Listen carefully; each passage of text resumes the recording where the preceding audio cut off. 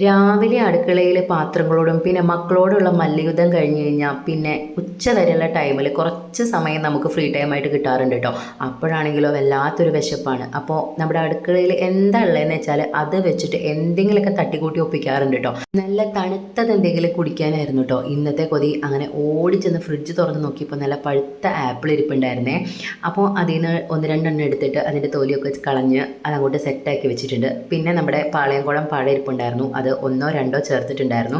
പിന്നെ ഒരു 3-4 ഈന്തപ്പഴവും കുറച്ച് ബദാമും കുറച്ച് അണ്ടിപ്പരിപ്പൊക്കെ ഒരു ഭംഗിക്ക് അങ്ങോട്ട് ചേർത്ത് കൊടുത്തു കേട്ടോ.